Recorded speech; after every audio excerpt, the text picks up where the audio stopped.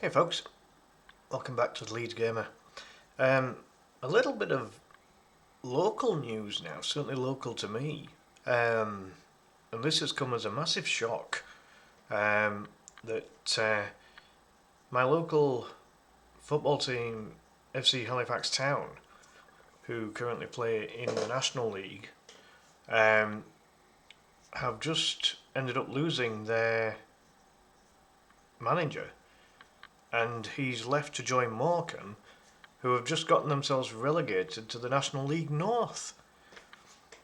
So, on the official website of FC Halifax Town, it says the following. It's with disappointment that we confirm manager Adam Lakeland has decided to leave FC Halifax Town and take up the role of first team manager at Morcambe FC. We'd like to put on record our thanks to Adam for his hard work and professionalism this season in guiding us to an 8th place finish, narrowly missing out on the playoffs. We wish Adam and his family every success for the future.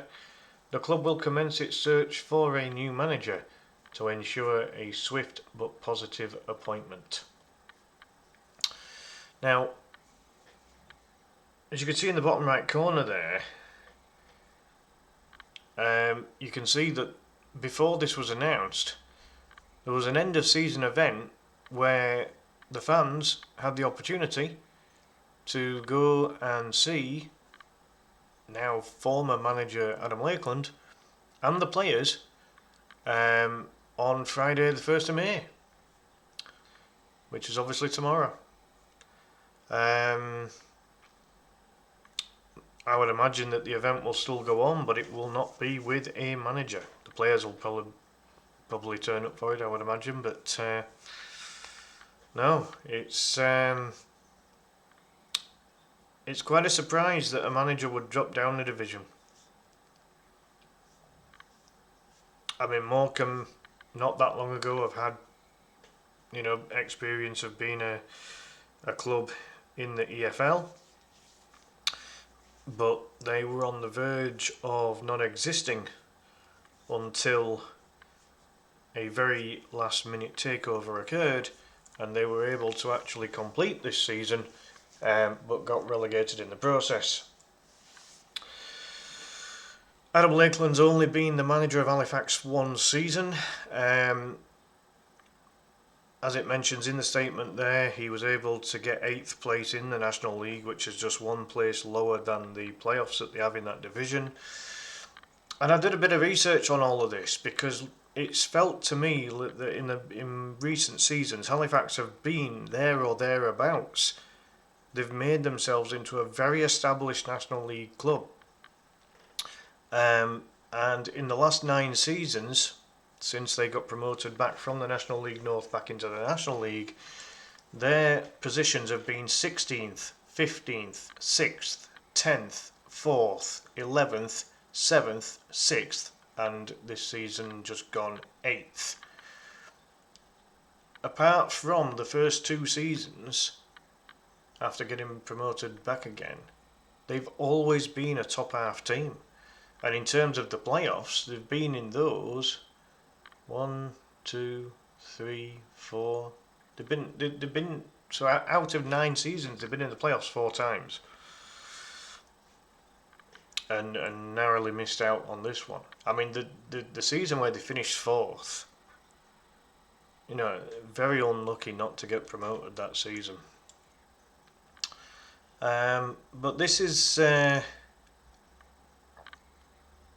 this is quite difficult to take because I really want to see Halifax get back into the Football League. I remember when they had Jeff Horsfield up front. Those are my earliest memories of Halifax, and that was before they liquidated and then reformed. But back then, Halifax were an EFL team, or the equivalent of, at least, anyway. So this is going to be quite a difficult situation for Halifax. I don't think they were anticipating that Lakeland was going to leave. I think they were all going to plan on, you know, him being part of the setup for next season. You don't want to go through lots of managers. You don't want to go through lots of managers in consecutive seasons. You can't build. The squad isn't the players that the manager brought in or anything like that. So it's disappointing. Now, there's not too many stats available on whoscored.com for the Halifax squad, but it does register the number of appearances that players have made this season. And in terms of those appearances, goalkeeper Sam Johnson, who has been an ever-present for Halifax in recent seasons. He joined initially on loan from Port Vale, I think, if I remember right, and has been an excellent goalkeeper for them ever since. He's an absolute unit as well. Big, tall fella. And a good goalkeeper for that level. He's someone that they need to keep. He is the club captain. And with all that experience, you've got to keep him. Because this is the other worry. With Halifax losing their manager, what are the chances of them and not making the playoffs? What's the chances of them keeping their best players? For me, I mean, I can't admit that I've seen lots of Halifax Town this season, but when I have seen them, these players have stood out. Sam Johnson, you got to keep. Will Hugel, the midfielder, has played 42 times and had 4 sub-appearances, getting a couple of goals. Will Harris, the striker, he's been excellent. Absolutely excellent. 37 starts, 6 sub-appearances, 21 goals scored. They have to keep Will Harris. He has to stay. They badly need him to stay. If you're going to keep a good goalkeeper, you've got to keep your best striker as well. Will Harris has been excellent this season. For any striker to get over 21 goals in a season at any level, is a fantastic return. So the club will have to do everything to keep Will Harris. He's a good age as well. He's still only 25. Sam Johnson's 33 now, so he's one of the older heads in the squad. He's got the experience. But Will Harris is definitely a player they've got to keep. Former Leeds United youth midfielder Owen Bray, he's had a good season. Owen's still only 23. That's mad. I remember when he was coming through the Leeds youth ranks. But he's had a solid season, contributing with 6 goals, 25 starts, 17 sub-apps. Josh Amami, another very important player this season, 42 starts and 12 goals. Again, they've just got to keep him. They've just got to keep him. He's been extremely effective from midfield. Couple of other players that have chipped in as well. I mean, there's Jay Turner Cook, another midfielder that's chipped in with a lot of goals. He's got 11 goals this season. He's another one they've got to keep. He's played 32 times, 32 starts and 5 sub-apps.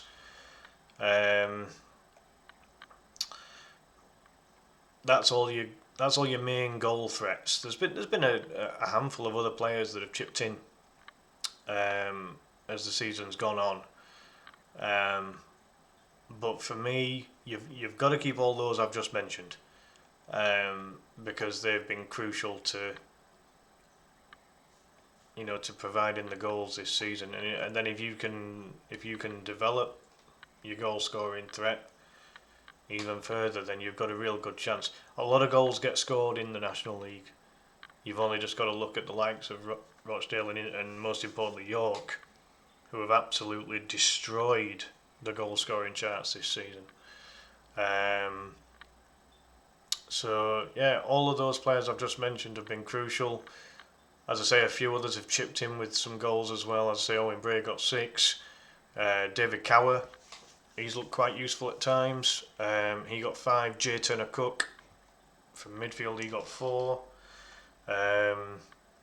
Will Smith, defender, not the actor. He he got 4 goals this season as a defender, and he only started 20 games as well with 3 sub-apps. So all of those really probably need to be kept, and then if you can keep those, and then if you can build on some of the other things. And when I say other things, I mean like other areas of the pitch, because clearly scoring goals was not a problem for Halifax, but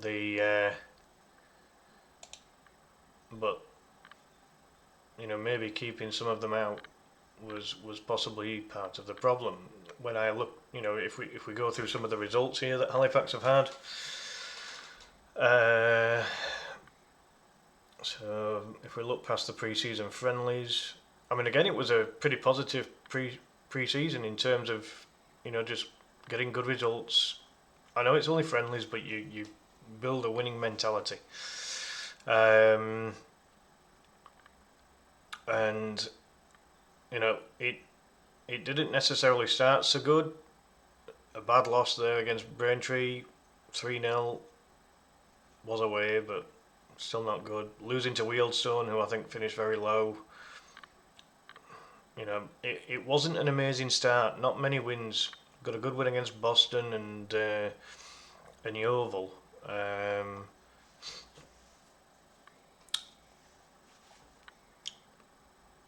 Beat Gateshead, beat Morcambe, the team that Adam Lakeland's just joined. Look at this winning run. This is where it started going right. So from after a slow start in the division, from Saturday the 20th of September,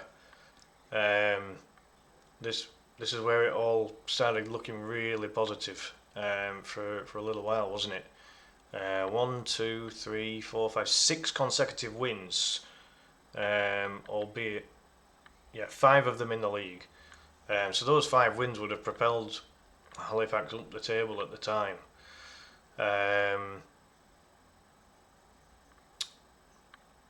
Lost to Truro, who I think they finished quite low.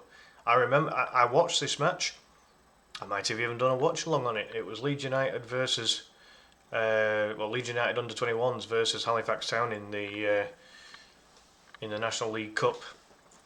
So Leeds as kids played against the Halifax senior team, and I think it was Owen Devonport, the on loan striker, who got a hat trick, and yet he couldn't get a game in the first team really, in the league as such. Got a draw against York, which, when you look at how well York's done this season, that's a pretty creditable draw. Got knocked out of the FA Cup first round against Exeter, but I mean, and losing 2-0 to Exeter is not, there's no shame in that. Exeter are comfortably higher than Halifax in the football pyramid at the moment. But this is a little patch where it went wrong. So they had 3 consecutive losses there without even scoring a goal against Carlisle, Hartlepool and Sutton. You can't go on little runs like that if you're going to give yourself a chance. You just can't. Bounced back against Solihull with a good 3-0 win there. Nice little run again here, 3 wins, albeit one of them was an FA Trophy match. Couple of wins, couple of losses, and another nice little winning streak here, but again, one of them being a cup match. But it was wins against Boston, Morcambe again. Look at this. The team that Adam Lakeland has gone to couldn't get anything against Halifax this season. That says a lot. And wins against Eastleigh as well. Then a bit of a losing run. Again, one of them's a cup match. But losing to Tamworth and Aldershot didn't help Halifax chances. Got some revenge against Truro with a 1-0 win. But then lost to Gateshead. Got walloped by York. But as I say, York at their ground have been very good this season. Well, just in general this season. Got a draw against Rochdale, who, York and Rochdale are the two clubs who battled it out against each other at the top of the table. You'll see the table in a moment. So getting a draw against Rochdale, there's no shame in that. Then got 3 consecutive wins here, all league fixtures against Hartlepool, Bournemouth and Solihull. But then a couple of losses, and then a bit of a damp squib towards the end. Now this is such a shame because Southend were the team that Halifax had to get ahead of to finish in the playoffs, and to lose against them 6-2 was, that put a real dent in things. And to be honest, if Halifax had just been able to get wins against Tamworth and Yeovil instead of draws, then maybe that would have just clawed that gap up and Halifax might have been able to scrape playoffs. Finished the season with a 1-0 win against Woking, so again, at least they've been able to finish the season with a nice little result there. But if I show you the National League table, and you'll see how bonkers this table has ended up finishing. Just look at this. Just look at York. This is ridiculous. So 46 games played. They've won 33 of them, drawn 9, lost 4, scored 114 goals, conceded just 41, with a goal difference of 73, and finishing on 108 points. It's an absolutely crazy season. Halifax finished quite creditably with 70 points, but it's nowhere near. And in the end, the gap between Town and the 7 teams that were above, and obviously the from 2nd to 7th that get into the playoff, it finished with an 11-point gap. I didn't even realise the gap was that big at the end of it all. But again, if you look at Rochdale, there was only a 2-point gap in the end, and it all came down to the last fixture, which was York versus Rochdale. Absolute insane scenes. The goals were all scored in injury time, where the game flipped. They drew in the end, so York stayed ahead of them. But Rochdale were on the verge of winning the match and winning the league, only to then find, oops, York had something left in the locker. So you can see how it finished for the Shaymen in the end. 46 games played. 20 wins and 10 draws is not terrible by any stretch of the imagination. And in some seasons, 70 would be enough to get a playoff place. So it's madness. The standard of the top 7 is just absolutely off the chart. Especially when you look at the top 2, and then even Carlisle and Boreham Wood with 90 and 95. Nobody stood a chance, did they? Anything below that just did not stand a chance. An 8-point gap there between them and Scunthorpe. And Southend, as I say, Southend were actually bottom of the playoff places until the end of the season. Until towards the end of the season. And Halifax spent some time in the playoff places, but as you can see from the results that they've had, no consistency. Clusters of wins, clusters of losses, clusters of draws. You've got to have some consistency in this division, and you can see how high the standard is when the top 2 are both winning 33 out of 46 games in a season. And you go all the way down to Halifax, who could only win 20. It's, the gulf is huge. But, I would like to think that with what Halifax have done in the recent seasons, this is going to be their 10th consecutive season in the National League. And, out of the previous 9, 7 of them, they've been in the top half. They're a well-established National League club now at Halifax, and they need someone who is going to take them to the next level. It's that plain and simple now. I mean, in terms of managers that are available, I mean, I honestly don't know. I don't know who is available. At this moment in time, I haven't looked at anything as to who's available these days. Um, if they wanted to go for an older head, someone with lots of experience, you could look at someone like Neil Redfern, who used to manage Leeds United at pretty much all levels. But in terms of in terms of Neil's managerial career at the moment, I think he's currently at Farsley Celtic, so he wouldn't have far to travel. But he started his managerial career as a caretaker manager at Halifax, whilst also playing 42 games and scoring 6 goals for Halifax in what was a long and successful career for Neil.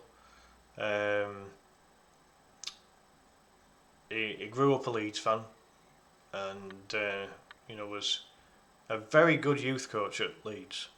In particular, was Neil. And when Neil was caretaker manager at Leeds, he actually brought through a lot of the youth players into the first team, the likes of Sam Byram, Charlie Taylor, Lewis Cook, Alex Mowat. All of these boys featured for the Leeds first team at the time. So Neil's got a very good track record when it comes to young players, and as I say, he's got the experience. So, and to be fair, Leeds played a decent enough style of football at the time. I think he could do something with Halifax if it would be of interest to him.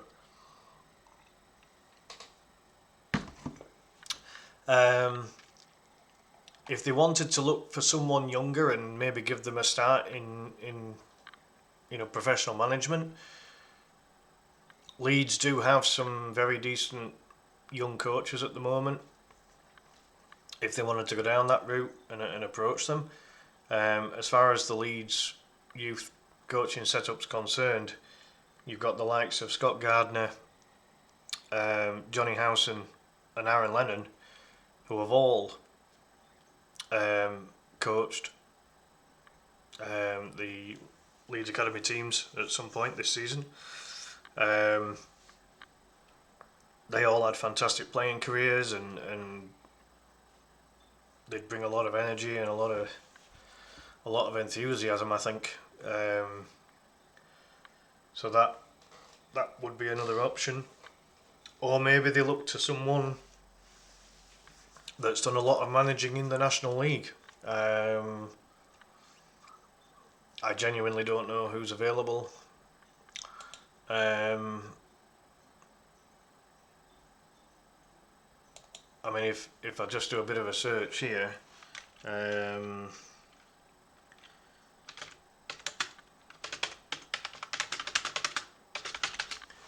so I've typed in League 2 managers out of work, because ultimately, if Halifax do want to progress, maybe they need to look to someone that's had a bit of experience in League 2.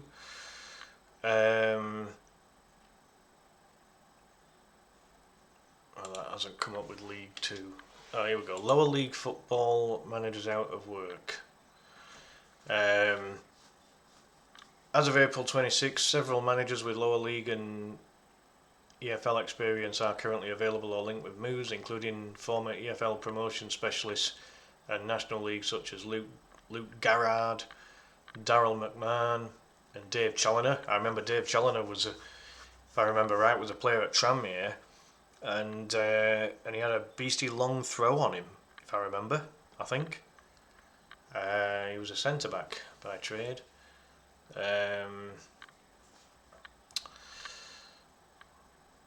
Steve Evans is apparently available. He had a short spell at Leeds one time. Former Rotherham manager, obviously.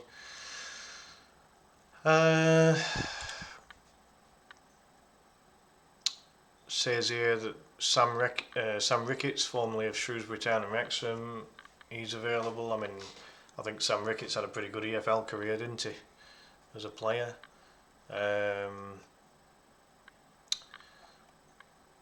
I don't think that someone like Henrik Pedersen, who's just been a manager at Sheffield Wednesday, would drop down so many divisions, but you know, the fact that he's faced so much adversity this season, you know, he'd probably take a job anywhere.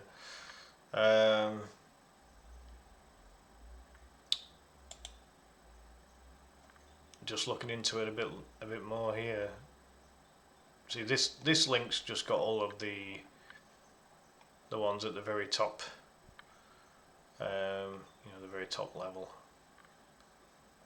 So obviously none of those are going to go to Halifax. If I go into Transfermarkt, if I click on divisions, so first, second, third, fourth, right, so fourth tier, here we go.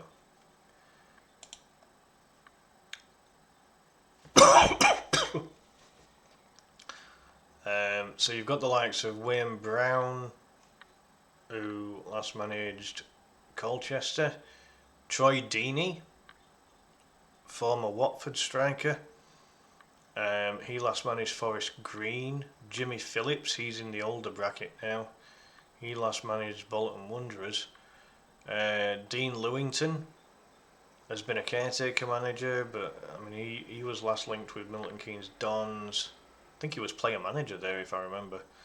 Darrell Clark, former Bristol Rovers manager. Jody Morris, former Leeds United loanee and Chelsea youth midfielder.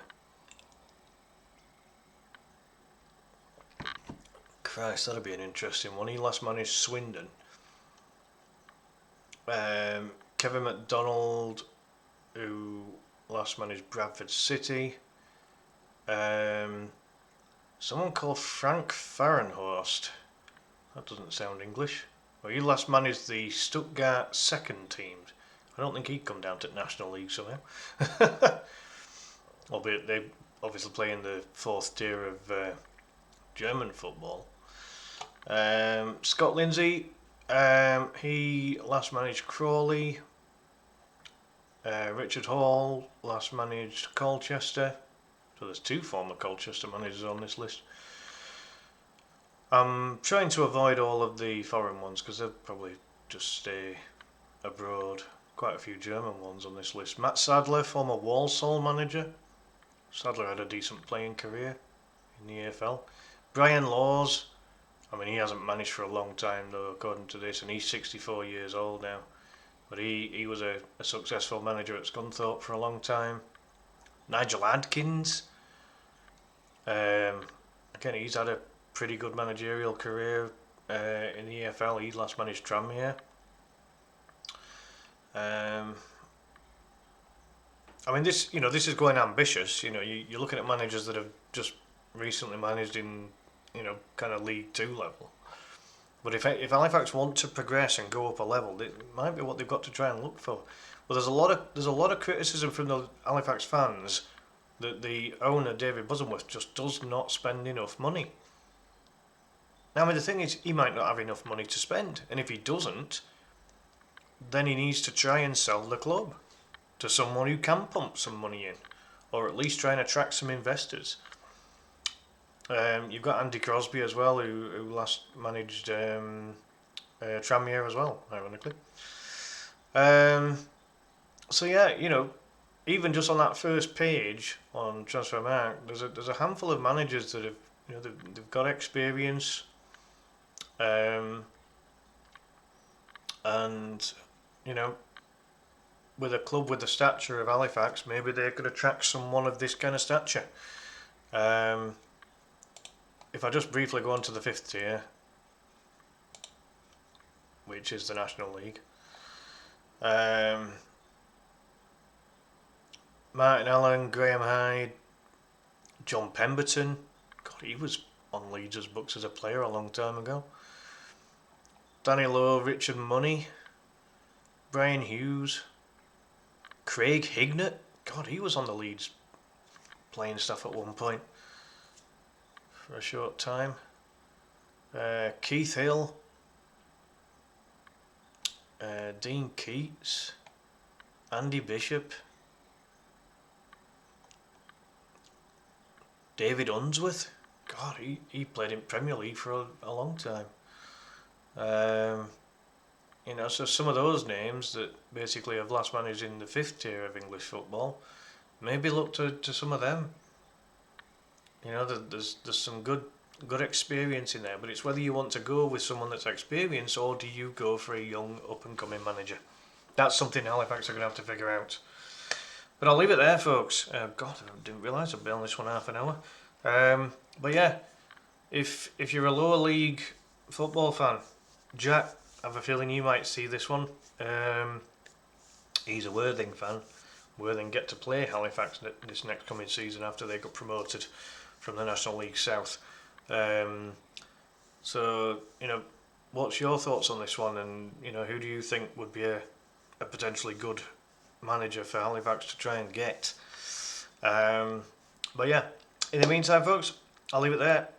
Big thank you for watching. Do please subscribe to the channel if you haven't already. Please also like and hype the video, and also hit the notification bell for any future content. Also, if you know of people that might like this kind of content, tell them about me. You know, ask them to watch and ask them to do all the good stuff. You know, I want to see this channel grow, and I can only do it with your support, which I really do appreciate. So in the meantime, folks, have a good one. See you next time. Bye for now.